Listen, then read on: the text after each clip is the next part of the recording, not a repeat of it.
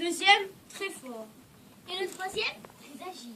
Ils avaient parcouru le pays, volant à droite, volant à gauche, et amassant pièces d'or sur pièces d'or. Cependant, depuis quelque temps, ils n'avaient plus tellement confiance les uns dans les autres. Surtout depuis que la bourse était bien pleine. La nuit, quand ils allaient se coucher pour dormir, si l'un des trois bougeait dans son sommeil, les deux autres se réveillaient en sursaut en pensant « Il part avec la bourse !» À force, ils dormaient de plus en plus mal et se surveillaient du coin de l'œil sans arrêt.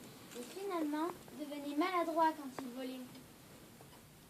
Ça ne peut plus durer. Il faut se séparer. D'accord. Bon, ouvrons la bourse et partageons-la en 3 parts égales. D'accord.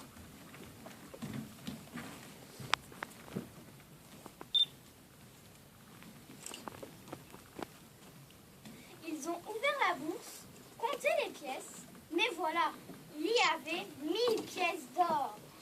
Et ça ne se partage pas en 3. Ou en tout cas, si ça se partage, ça ne tombe pas juste. Il reste une pièce d'or. Elle est pour moi, parce que je suis le plus intelligent et que c'est moi qui ai toutes les bonnes idées. Pas du tout, elle est pour moi, parce que c'est moi qui sais le mieux me glisser parmi les gens et leur faire les poches. Sans moi, vous seriez encore pauvre. Vous allez voir les coups, vous allez vous prendre sur la figure si vous ne me passez pas cette pièce. Ils se sont disputés, ainsi criant de plus en plus fort, jusqu'à ce que celui qui était le plus intelligent. Bon, ça suffit. Je propose qu'on reste ensemble jusqu'à ce qu'on ait volé ce qui nous manque.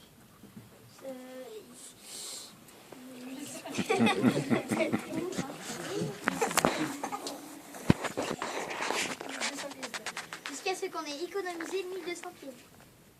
Ou en tout cas, ça nous fera 400 pièces à chacun.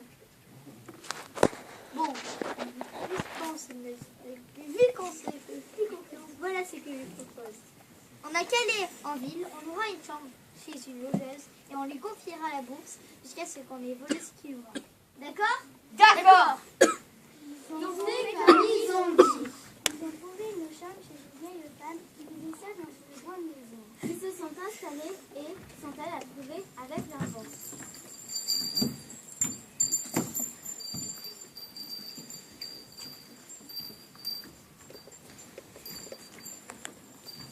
Oh, logeuse, nous sommes des marchands. Tu vois cette bourse, ce sont nos économies. Nous avons encore à faire en ville. Nous avons peur qu'on nous la vole. Nous allons te la confier et tu la mettras dans un lieu que toi seul connais. Et si l'un de nous vient tout seul te la demander, tu ne la donneras pas. Tu entends? Oh, logeuse, tu ne la donneras que si on est tous les 3 devant toi. Tu comprends bien? Les 3 devant toi. Oui, j'ai bien compris. Les 3 devant moi. Elle a pris la bourse et elle est partie la cacher dans un lieu qu'elle seule connaissait.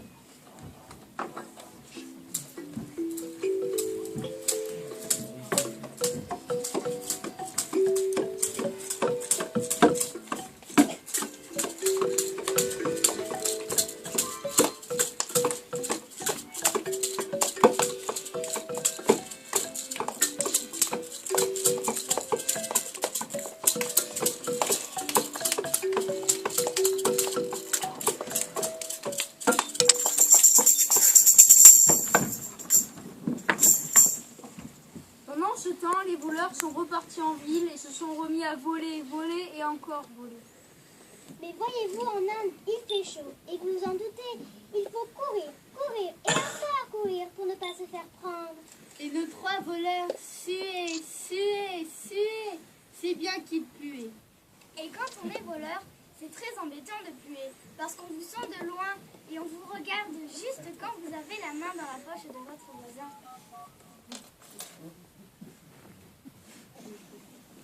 Et ça, c'est très embêtant, n'est-ce pas? Surtout quand on est voleur. Bon, alors les 3 voleurs ont décidé d'aller se laver au bain public. En Inde, à l'époque, il n'y avait pas de bain dans les maisons.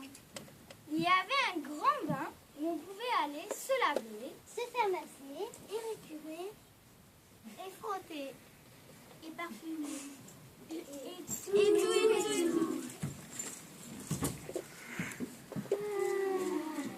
sortez tout ramolli et rafraîchi et détendu.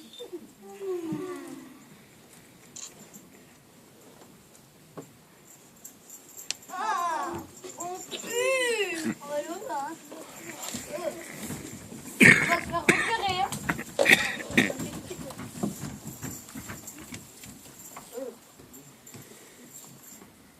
Bref, nos trois voleurs ont décidé d'aller au bain public. Seulement, quand vous allez dans ces bains, vous devez apporter votre serviette. Sinon, vous pouvez la louer, mais c'est plus cher. Et nos trois voleurs ne se donnaient pas tant de mal à voler pour dépenser bêtement de l'argent en louant des serviettes. On a oublié les serviettes! Ah, j'ai une idée. On n'a qu'à aller en demander une à notre logeuse. D'accord.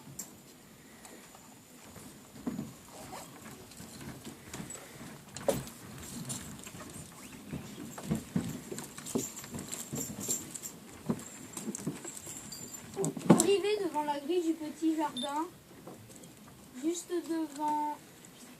Arrivé devant la grille du petit jardin, le plus intelligent a dit l'air de rien. Je vais y aller. On n'a pas besoin d'être trois pour aller demander une serviette. D'accord. Oh, logeuse, donne-moi la bourse. Ah, mais non, tu es tout seul. Mais non, regarde, tu n'as qu'à ouvrir la fenêtre et leur demander. Est-ce qu'il faut que je la lui donne? Bon. Elle a ouvert la fenêtre et crié. Est-ce qu'il faut que je la lui donne? Mais oui! Dépêche-toi! Elle a pris la bourse et elle est partie à la machine et elle a vu le plus intelligent, qui est parti par la porte de derrière. Pendant ce temps, les deux autres, devant, attendaient la serviette. Ils attendaient. À la fin, ils ont crié. Alors, logeuse, cette serviette, tu la fabriques ou quoi? Quelle serviette? C'est la serviette! Il t'a demandé une serviette et on l'attend! Mais il ne m'a pas demandé de serviette. Il m'a demandé la bourse. Hein? Et tu lui as donné? Mais bien sûr. Puisque quand je vous ai demandé par la fenêtre, est-ce qu'il faut que je la lui donne? Vous m'avez répondu oui. Mais nous, on croyait que c'était pour la serviette! Mais moi, je demandais pour la bourse. Ah mais non, logeuse, ça ne va pas se passer comme ça. Ah ça non. On va chez le juge. La vieille femme, terrifiée, a dû les suivre chez le juge. Ils ont raconté leur histoire en omettant bien évidemment de dire qu'ils étaient des voleurs, mais pour le reste, ils ont expliqué tout en détail. Et finalement, le juge trouvait que oui, la vieille femme avait commis une imprudence.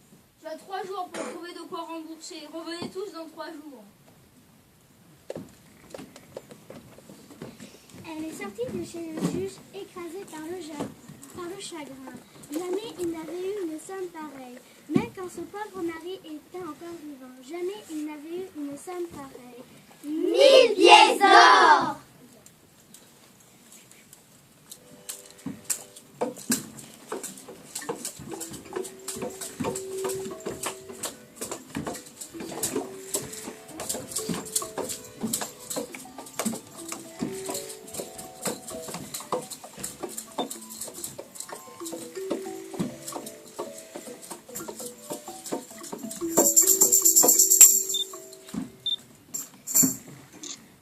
Accablée, elle n'arrivait même plus à marcher.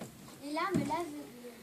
Elle a fini par s'asseoir par terre, là, sur le bord du trottoir, a pris la tête dans ses mains et a pleuré, sans plus voir le monde autour d'elle. C'est alors qu'un gosse d'un gamin des rues, un petit mendiant, pas plus vieux que 5 ans, a mis sa petite main chaude sur son épaule et lui a dit: Je suis tombée par terre, c'est la faute à Voltaire. Le nez dans le ruisseau, c'est la faute à Rousseau. Je ne suis pas de terre, c'est la faute à Voltaire. Je suis tombée d'oiseau, c'est la faute à Rousseau. Qu'as-tu donc à pleurer, ô grand-mère, hein? Laisse-moi donc. Je suis malin, tu sais, je peux t'aider peut-être. Comment pourrais-tu m'aider? Toi, personne ne peut m'aider. Alors, un gosse des rues? Dis toujours, dis-moi ce que tu as sur le cœur, ne serait-ce que pour t'épancher. Ça fait du bien, tu sais, de vider son cœur. Crois-moi, je connais ça. Après tout, pourquoi pas?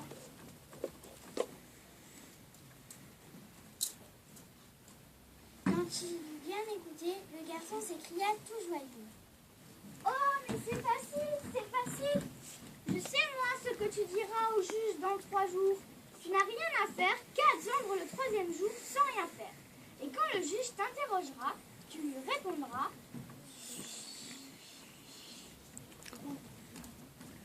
Magnifique! Tu es mon petit sauveur. Tu sais, j'habite rue du Quai, la 3e maison. Viens me voir quand tu auras trop faim. Je serai comme ta grand-mère.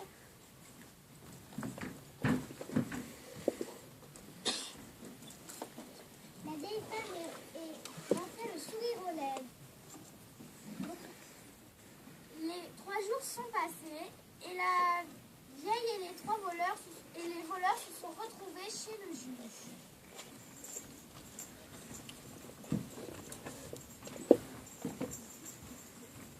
Alors, tu as trouvé de quoi rembourser? Oh, juge, j'ai la bourse. Je l'ai. Mais j'ai promis de ne la donner qu'à 3 devant moi. Et là, je n'en vois que 2. Tu ailles donc chercher le 3e et je donnerai la bourse.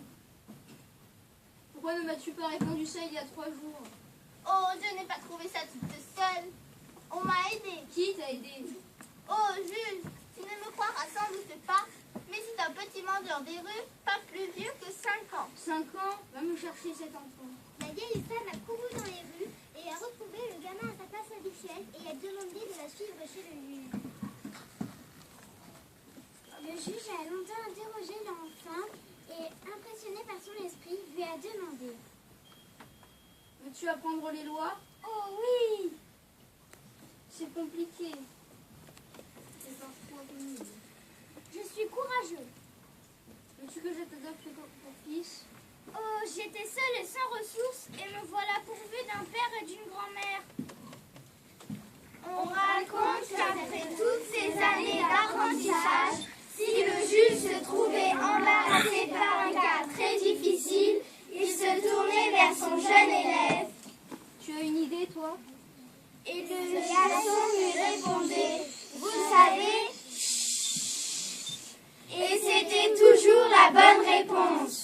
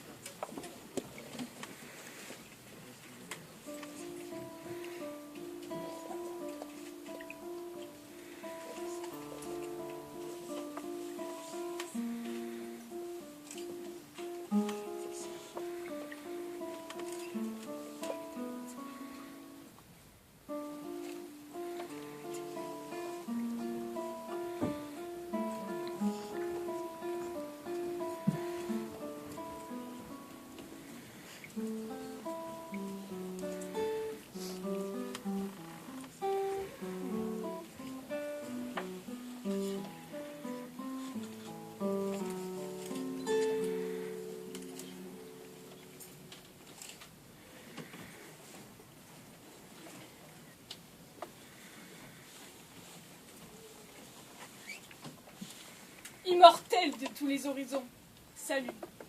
La puissante Artémis, s'estimant offensée, exige un sacrifice. Oui, un sacrifice, enfin, on s'ennuie ici. La vie d'immortel, c'est mortel. Un sacrifice, vive Artémis. L'armée des Achéens est aujourd'hui immobile. Nul vent favorable à leurs navires tant que nous n'ont pas tranché. L'histoire des hommes qui nous divertit tant est arrêtée. Les Achéens seront-ils capables de vaincre Troie? Si vous voulez savoir la suite, accorderez-vous à Artémis ce qu'elle demande? Oui, un sacrifice. Du sang. Parle, puissante Artémis. J'exige peu de choses. La vie d'une fille, le sang d'une gorge virginale. D'accord. Sacrifice. Ensuite, plus d'histoire. Leurs vaisseaux de guerre pourront reprendre la mer et parvenir jusqu'à Troie. Et leurs glaives, à nouveau levés, renverser les citadelles. Imitons la douce folie des hommes et faisons un débat démocratique. Oui.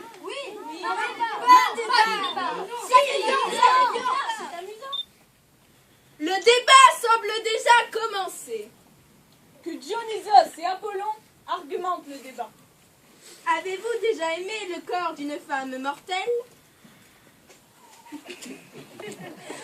Mais sur cette question, je suis imbattable. Le corps de cette femme qui nous est livré par la colère d'Artémis, si nous le laissons vivre, ce ne sera non seulement le beau corps d'une femme, mais la mère d'abondantes mères, une race de fils et de filles. Examinez ce corps, faisons-la mettre nue, afin que chacun voie. Regardez, elle se déshabille dans sa chambre. Oh, albâtre délicieux, élixir de Sansesqui. Oh, cette épine dorsale. Oh, ce fessier superbe. Oh, ce cou flexible. Oh, ce cœur qui pulse et gonfle. Oh, passion. Oh, hybrid. Oh, désir. Oh, folie. Allons, ce sont partout les mêmes corps de femmes, sur toute la terre et en tout temps. Argument faible qui me surprend venant de toi, diva Apollon. Tu me contrains à répéter mon argument. Oui, elle est très bien faite. Faite pour recevoir des fils aussi bien que des filles. Serez-vous glouton au point de manger le fruit qui vous privera de milliers d'arbres?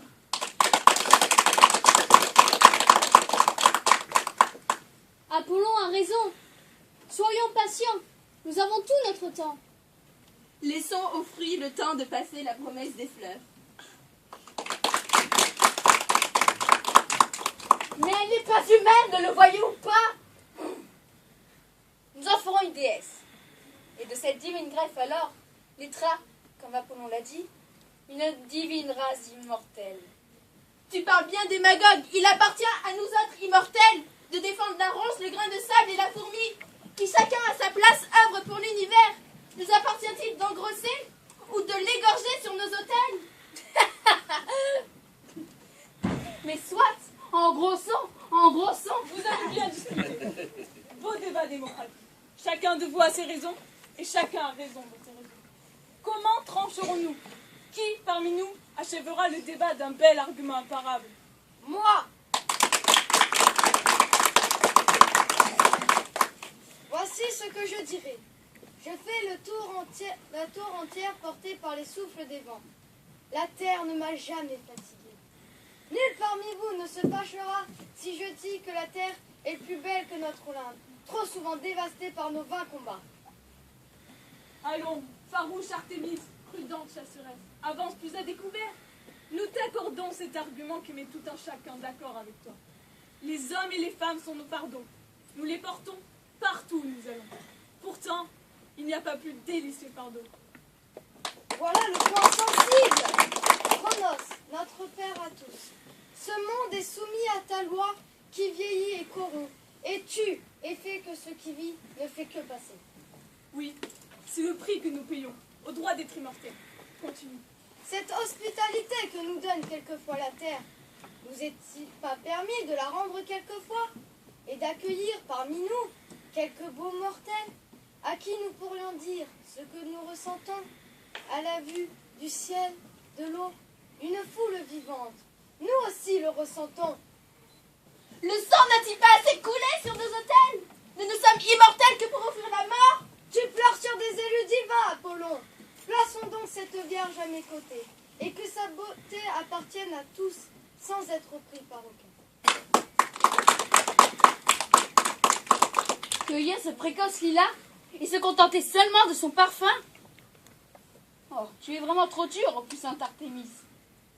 Divin immortel, quelle est votre sentence?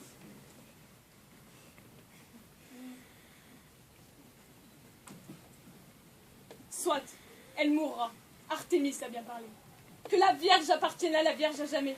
Allons, que l'on prépare les prêtres chez les hommes. Qu'ils préparent Iphigénie, puisque tel est son nom de mortel.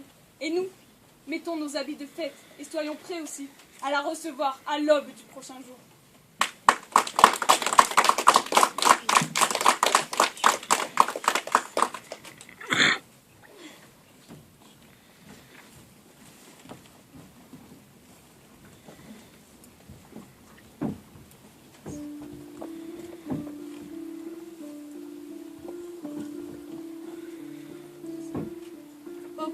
jamais ne lavera ce sang.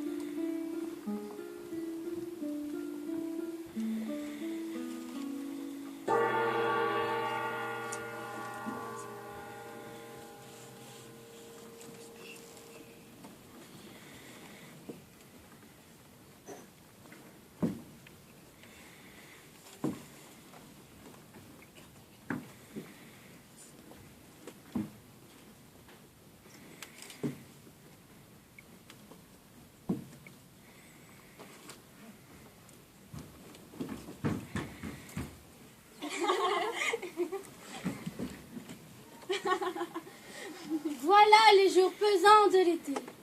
L'aube qui jette les gens dans les champs parmi la moisson épaisse. Le chardon est en fleurs.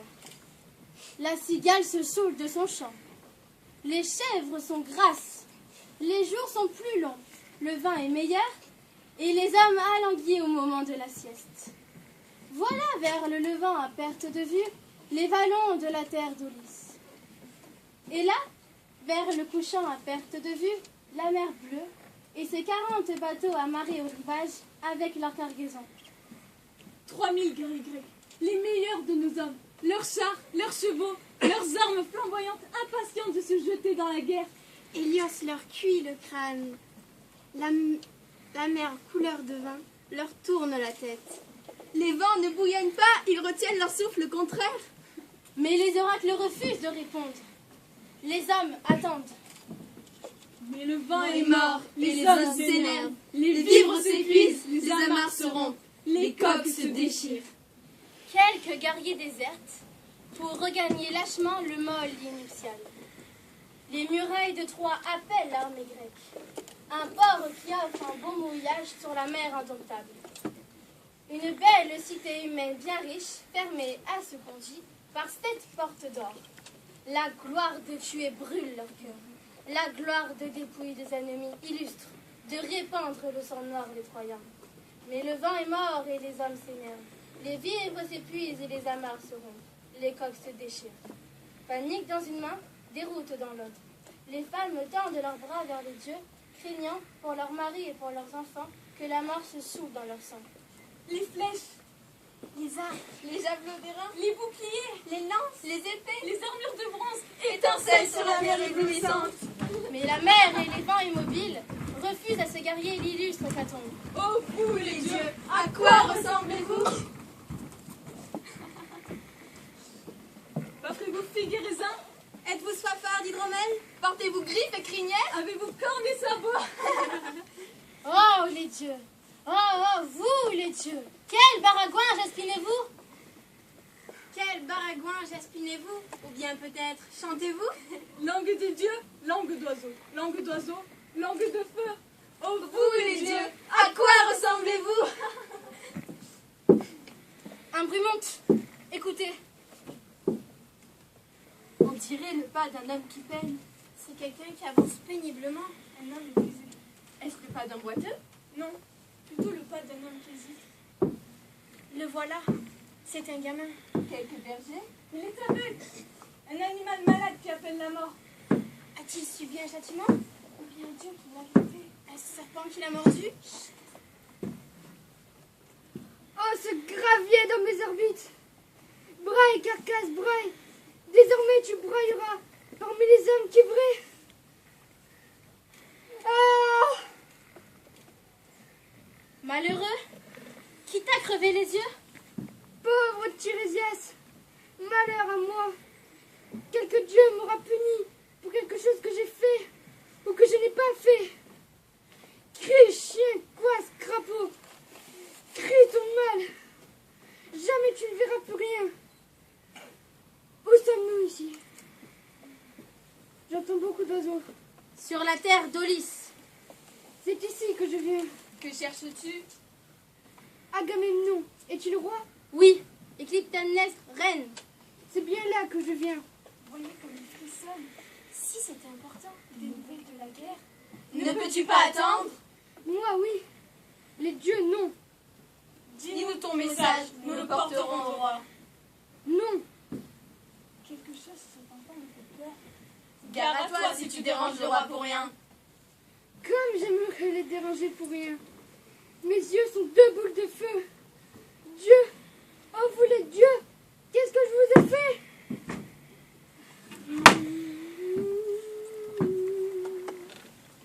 Je connais cette voix. Tirésias, petit berger, voilà où t'a mené ta soif stupide à l'heure de midi.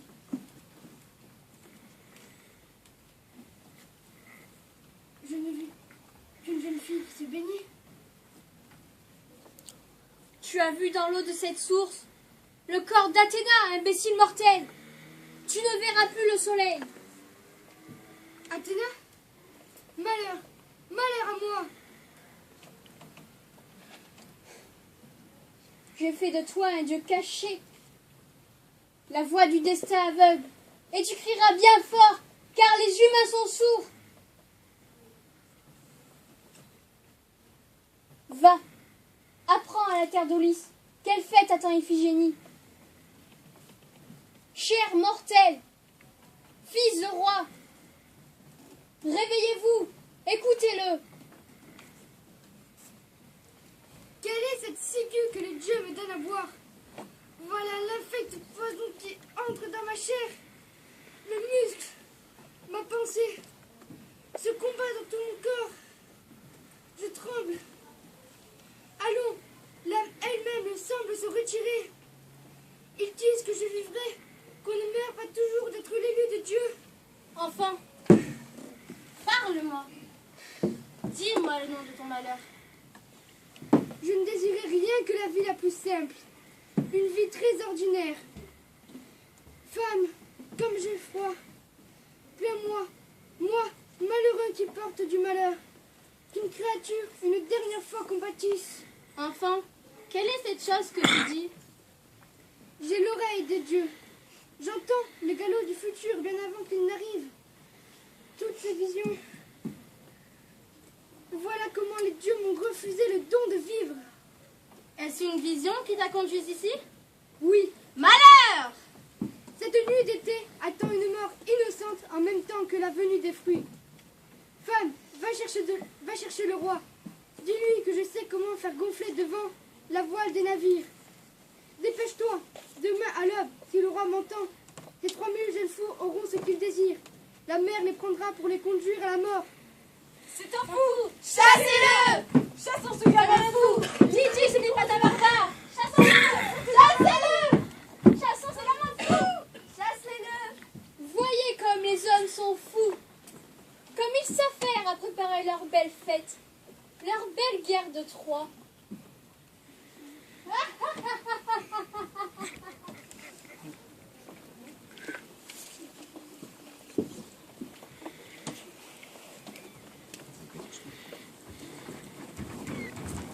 Iphigénie, prépare-toi, on te marie avec Achille. On te marie avec Achille!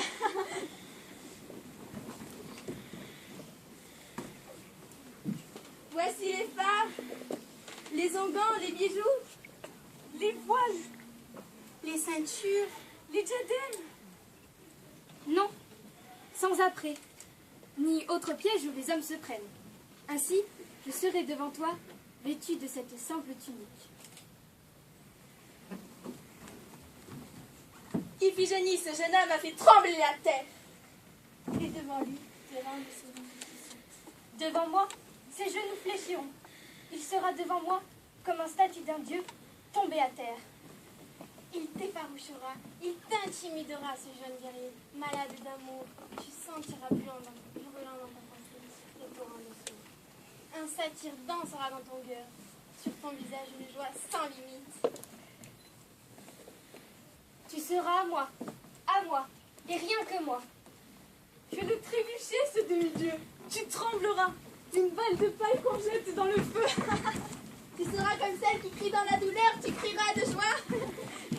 Il te livrera bataille. Tu le vaincras! Lui, l'éternel vainqueur! Il se livrera à ton pillage. En mon cœur, calez-moi. Iphigénie, sois le chant de joie qu'on entend le matin. La vallée d'Acacia, il se repose. Le chemin uni où il ne tombe pas. Mène la ronde de la fête!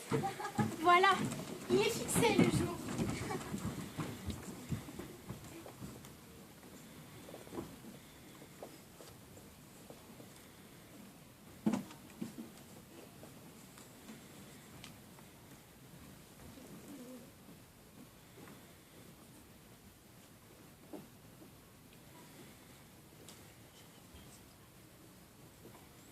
Ma sœur est plus petite, mais elle a de plus beaux seins. Suis-je si belle, Iphigénie? Belle, de défaut, n'en ai-je aucun? La chevelure de ma sœur n'est-elle pas plus brillante? La mienne est un essaim de tout sauvage.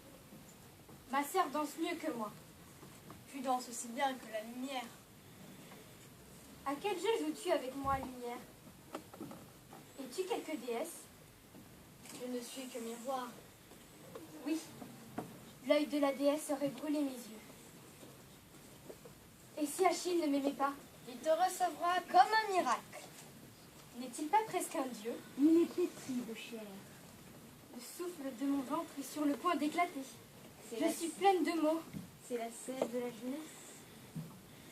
La lumière voltige autour de moi. C'est la lumière des vivants. Est-ce que je ne fais pas un rêve? Les humains rêvent qu'ils vivent.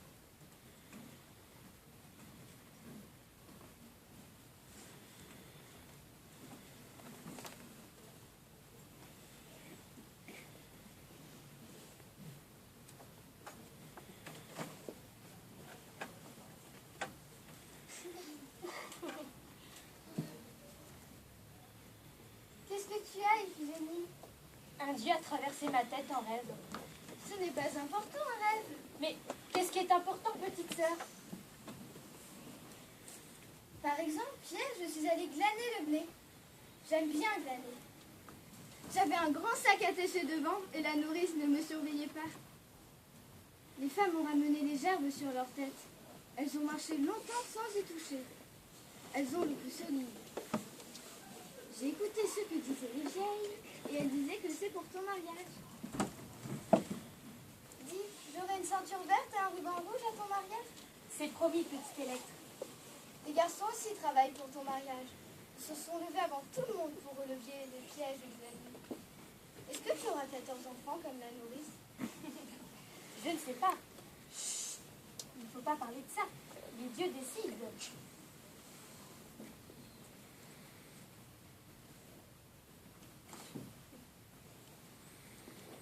Je n'aime pas le jeu du baiser. C'est quand les filles essaient d'attraper les garçons et quand elles les attrapent, elles leur donnent un baiser. Je n'ai jamais joué à ce jeu-là. Menteuse. Dis, tu vas partir, Iphigénie? Je ne te reverrai plus. Je regrette que tu n'as pas attendu. On se serait mariés le même jour, mais pas avec le même.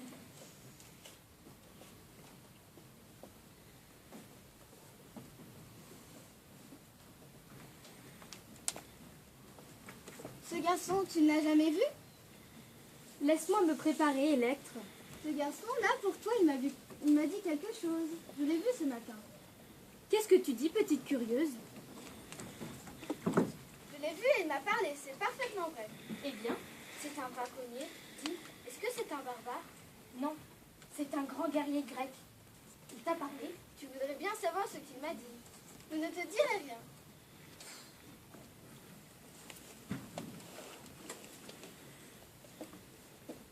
Qui t'a dit de te marier? Ce sont les dieux qui leur ont... Ce sont les dieux. Et nos parents nous aident à les accomplir. Et comment les hommes savent-ils qu'il y a des dieux? Ce sont les dieux qui leur ont dit. Eh bien moi, je ne veux pas me marier du tout. Quand je serai grande, je m'occuperai des chevaux. Les vieilles disent que la vie s'arrête quand on se marie et qu'on vieillit tellement plus vite.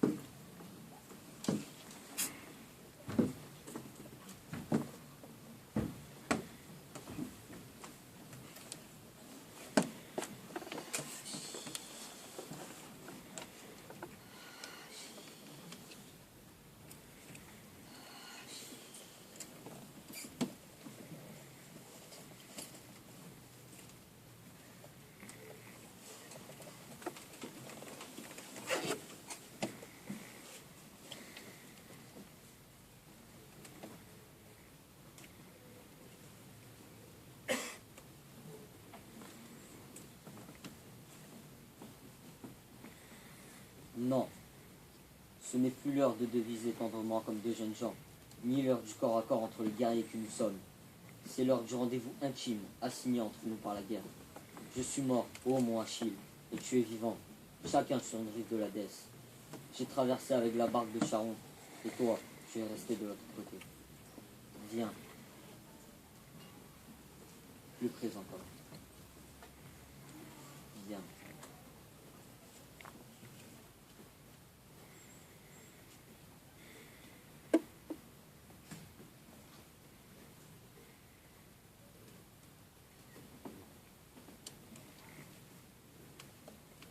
Patron, tue-moi.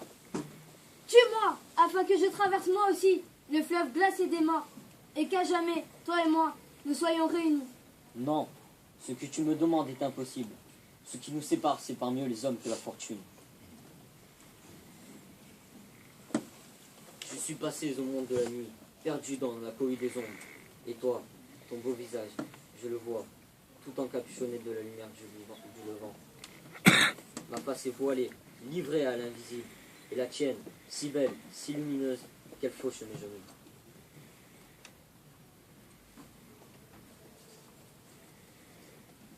Mais j'en ai fini avec les travaux de l'amour. J'ai perdu ma verdeur et mes sucs, comme j'en ai fini avec les travaux de la guerre. Ses fatigues, ses larmes, ses sueurs et son deuil appartiennent à présent j'appartiens au monde des dieux.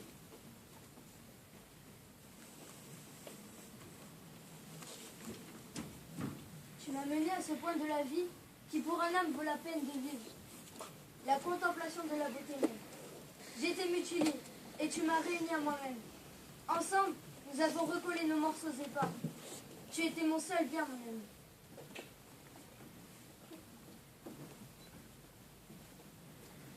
Oh, le choc douloureux de mon absence. Oh, la distance entre nous devenue infranchissable. Ne laisse pas ma vie aux chiens, aux oiseaux, à l'attente du charognard et de la pourriture. Que le bûcher funèbre consomme ma jeunesse en fumée. Et toi, plus fort pour le deuil de moi. Je me vouerai à ta constante remémoration. Mort, tu seras ma hantine. Comme vivant, tu étais mon moi-même. Ô présence insaisissable, ta façon d'être ici éveille en moi une irrémédiable absence. Nous étions ensemble, nus, chacun sur un plateau de la balance. Et les dieux nous ont pesés avec leur poids et leurs mesures. Ils ont décidé, ils m'ont choisi, moi, pour que je parte avec eux vers la mort. Les dieux jaloux nous veulent séparer. Je t'attendrai caché ici, dans le nombril de la mer, au fond du Tartare, à l'extrême ouest du monde, là où Atlas soutient de la tête et des bras le ciel sans jamais faiblir. Je serai toujours à tes côtés, et comme Atlas, je te soutiendrai jusque dans les épreuves de la vieillesse. Non, je refuse. Jamais je ne vivrai le vieillage.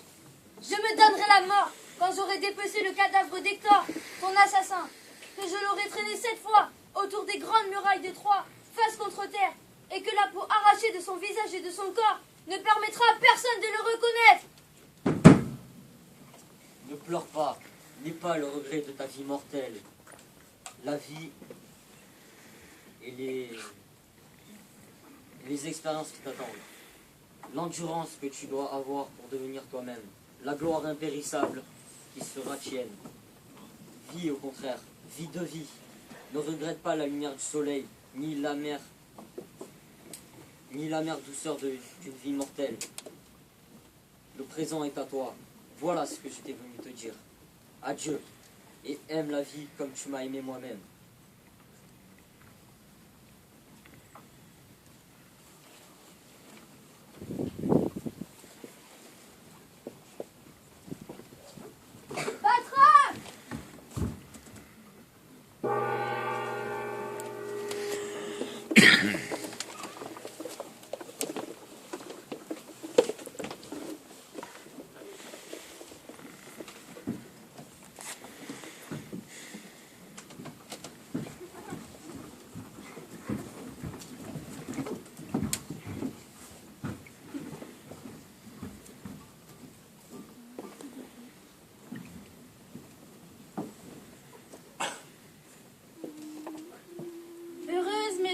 patrie.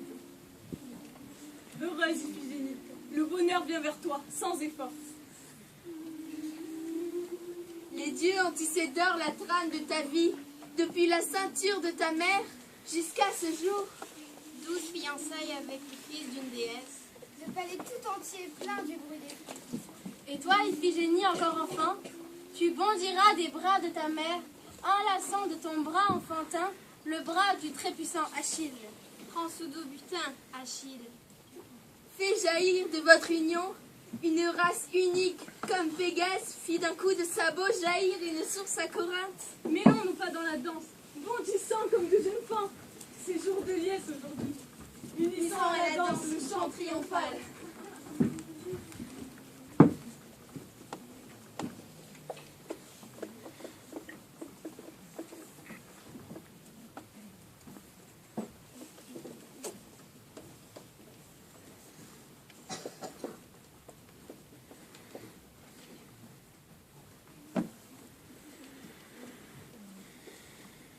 J'aime cette heure. Regarde, ce jour sera si beau, je le sens. Quel est ce grondement qui résonne là-bas, près du calme des étangs? Ce sont les prêtres. Ils préparent l'autel des sacrifices. Les dieux sont comme toi et moi, Père. Ils aiment cette heure où toute chose se prépare. Ne parlons pas des dieux. Ne t'inquiète pas. Nous trouverons le passage des vents. La mer, à nouveau, gonflera sous la carène des navires.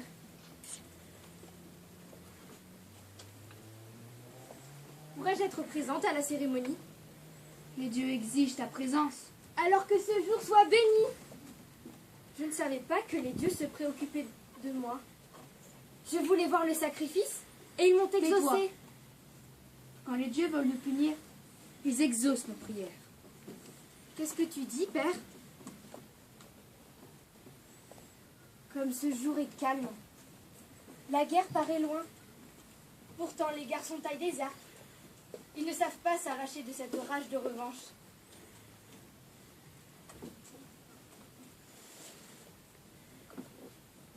Quel animal sera sacrifié aujourd'hui, Père? Tu le sauras assez tôt.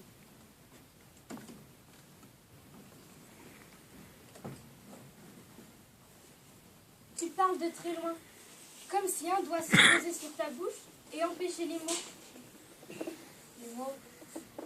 Les mots ne se laissent pas faire. Ce matin, toute langue est étrangère. Père, Oui, je t'écoute. Parle-moi, petite fille. Comment ça sent, ma petite fille, ce matin? heureuse, oui, heureuse. Pareil à un étang, comme un champ de blé mûr certains jours d'été. On peut se coucher sur le ventre et crier comme le bonheur fait mal, et se coucher, à prix pleine de soleil, dans la terre labourée. Les dieux n'ont que faire du bonheur. C'est une occupation humaine. Aujourd'hui, je sens bien que quelque chose commence. Allons, Père, je sais tout. Qu'est-ce que tu sais? Inutile de me cacher les choses plus longtemps. Qui t'a dit? Les servantes ne sont pas discrètes. Aucune servante ne sait rien. Naïveté des hommes. Toutes savent ce qui se prépare. Même ma sœur Électre. Toutes, elles savent toutes. Qu'est-ce que tu dis? Que savent-elles? Qu'ont-elles dit? Qu'elles allaient me perdre. Que ma vie de jeune fille s'achève. Que mon père et ma mère allaient se séparer de moi.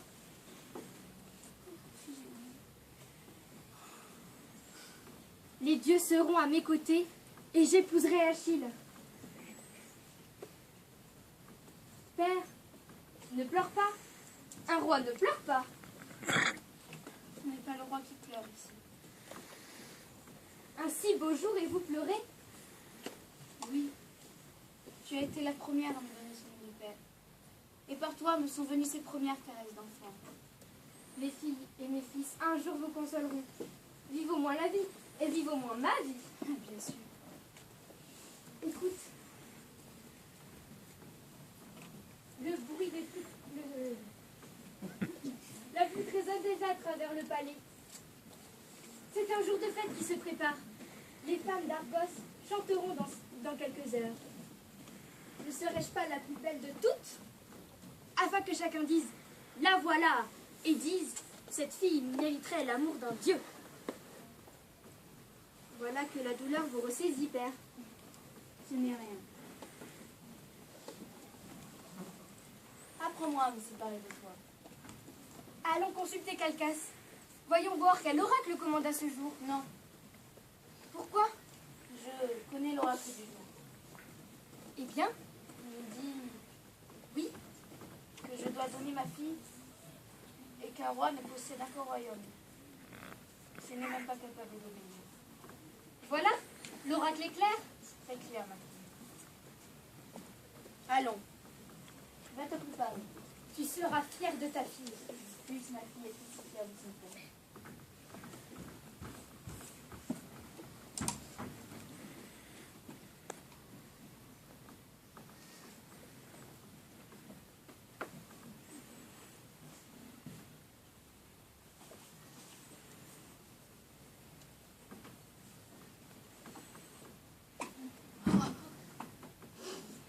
Descendre auprès des eaux profondes, sans lumière, froid, avalé par l'oubli. C'était bon d'être fort, mais ce temps est fini. Cette guerre-là, je la commence d'abord contre moi-même.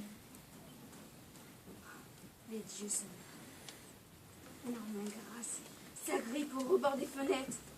Je dirais qu'ils sont tous venus. Les murs ont de la peine à tenir debout tellement ils poussent. Le froid. Oh, les drapeaux, la nuit. Mes hommes, impatients de marcher vers les lances troyennes. Et toi, ma fille, une dernière fois, j'ai touché ton cou si chaud. Bientôt le sang ne sera plus. Oh, ignoble boucherie!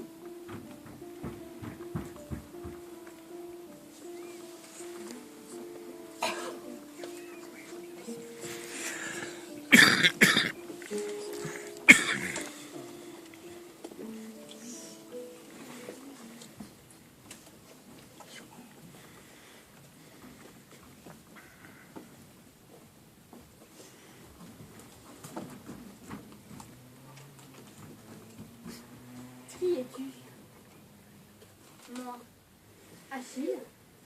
oui, moi.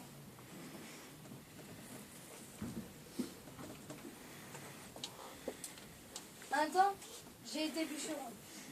Les pins de nos forêts sont bons pour nos navires. Chaque matin, la charrette nous prend, filant au bord des précipices et s'élève peu à peu dans la montagne.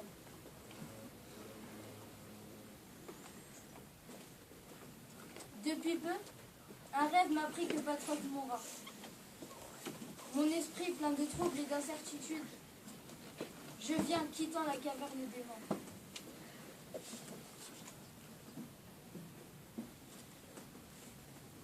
Il y a, quand nous pénétrons sur la coupe, un instant miraculeux, innocent, rempli de fuites rapides d'oiseaux. Je coupe, plein de hargne et de violence, car j'aime la forêt, et la détruis pour donner un objet à ma rage, jetant à bas ces géants aux branches éclatées, et le cri rageur des cygnes, et le chant de ma détresse.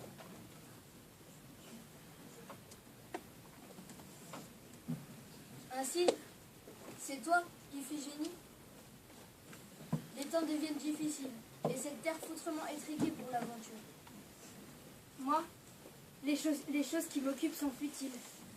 Les onguents, les parfums de l'Arabie heureuse, l'encens, la myrrhe et le cinnamome odorant, dont on dit que les oiseaux des montagnes font leur nid. C'est toute mon aventure. Ici, le royaume de mon père et la prison de mon enfance. Tu ne connais pas l'heure de mort nocturne des villes? Non. À Athènes, ils ont démoli tout le quartier que j'aimais. C'est une ville qui ne dort jamais. 20 ans sont comme un jour pour elle, et 5 ans furent un siècle pour moi. Les reliques de mon histoire dorment dans la poussière. On m'avait dit, tu verras, Achille est presque un dieu. Je ne pensais pas qu'un presque dieu pouvait être triste. C'est d'autres choses. La vérité, jeune fille, c'est tout passera. Trop de désir m'assaille. En ce lieu où tu vis, tu es sans désir, et je te plains. Une princesse raffinée, et moi. Ils sont tous fous de croire que ça puisse aller ensemble. Ne te dépêche pas de dire qu'on a tué ici toute sauvagerie. J'ai perdu toute élégance. Je mange comme une bête. J'ai oublié comment on s'apprivoise. Qu'est-ce que je ferai de toi, jeune fille, élevée dans ce jardin qui est le plus beau jardin du monde? J'aurai pour ce jardin désormais une sorte de haine, bien féroce et coupante. Je vais partir avec toi, Achille, non parce qu'ils l'ont décidé, mais parce que nous venons de le décider ensemble, toi et moi. Je gagnerai une île, quel que soit plus tard le prix si le bonheur se paie. De ta charpente d'os et de muscles, je connais déjà la fragilité. Quand tu auras besoin de penser à Patrocle, tu t'éloigneras. Je t'aimerai de cet amour-là. Je t'aimerai de cet amour que l'on porte aux volcans et aux tempêtes. Ta tendresse me fait peur. C'est une arme dont tu te sers pour m'obliger à t'aimer. On m'avait dit, c'est presque un dieu, un prince. Et voilà. C'est beaucoup mieux.